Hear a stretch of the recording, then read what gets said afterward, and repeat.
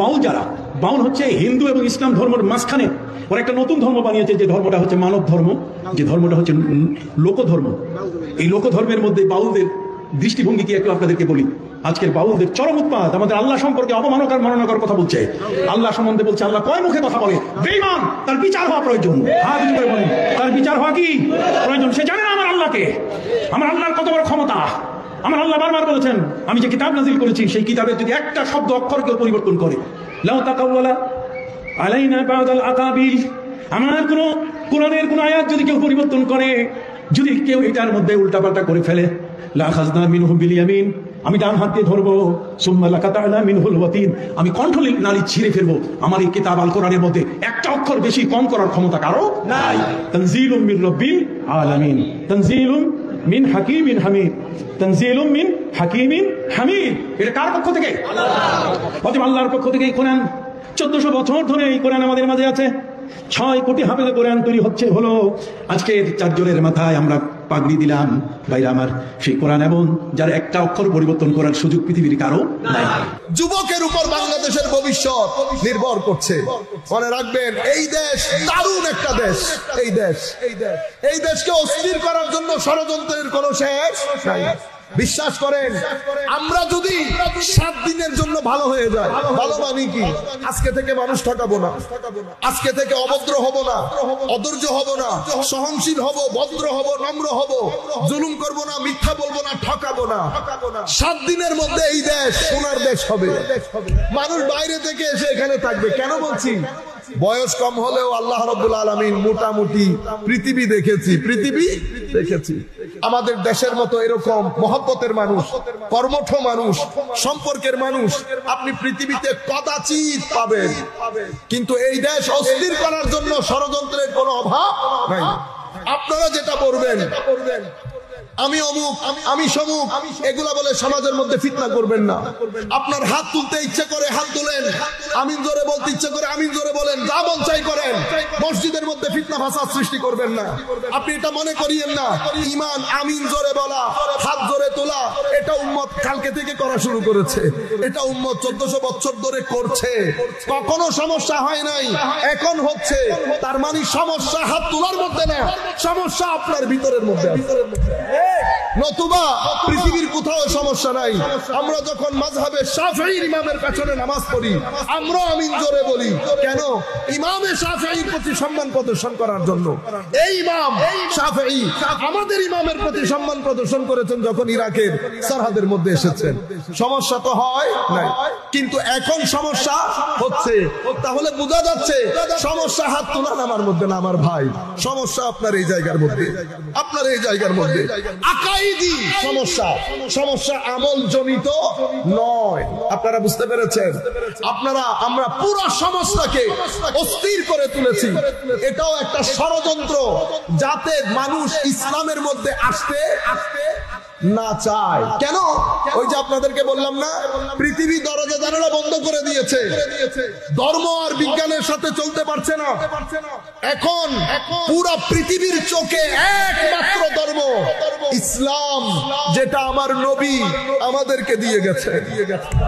যে ইসলাম পৃথিবীর যেই কোনো ভূখণ্ডে গিয়ে যেই কোনো মায়ের ছেলের চোখে চোখ রেখে কথা বলার সামর্থ্য রাখে, সেটা নাসাতে হোক, অক্সফোর্ডে হোক, ক্যামব্রিজে হোক, ঢাকা বিশ্ববিদ্যালয় হোক, শাহজালাল বিশ্ববিদ্যালয় হোক, এটা এমন একটা ধর্ম, এটাকে যদি আপনি কতটুকু আধুনিক চিন্তা করেন, তো আপনার আধুনিকতা যেখানে গিয়ে শেষ, এই ধর্মের আধুনিকতা সেখান থেকে শুরু। আপনি আধুনিকতা দিয়ে এই ধর্মকে চ্যালেঞ্জ করতে পারবেন না। যেই কোনো সমস্যার সমাধান এই ধর্ম দিচ্ছে। যেই সমস্যার মধ্যে আপনি জর্জরিত, অস্থিরতার কোন সমাধান আপনার হাতে নাই, অশ্লীলতা বন্ধের কোন সমাধান আপনার হাতে নাই, ডিপ্রেশন, ফ্রাস্ট্রেশন রোধে আপনার সমাধান নাই। কিন্তু আমার কাছে আছে, আমার ধর্মের কাছে আছে।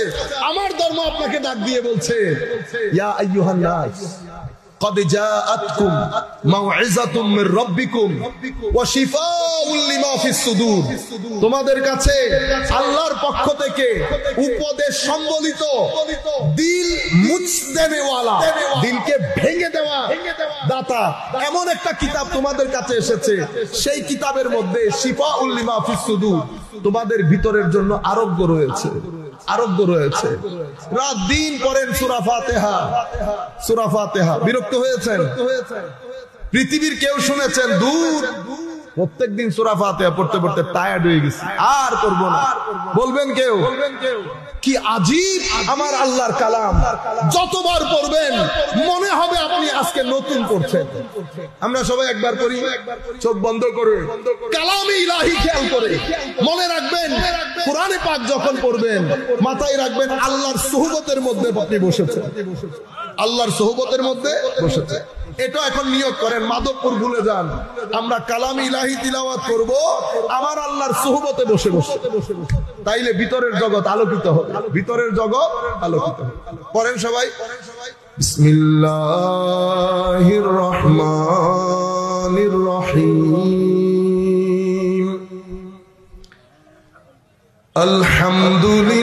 আলহামদুলিল্লাহি রাব্বিল আলামিন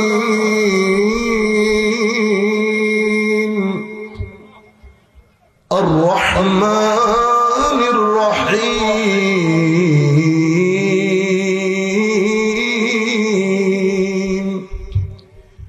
মালিকি ইয়াউমিদ্দিন ইয়্যাকা না'বুদু ওয়া ইয়্যাকা নাস্তাঈন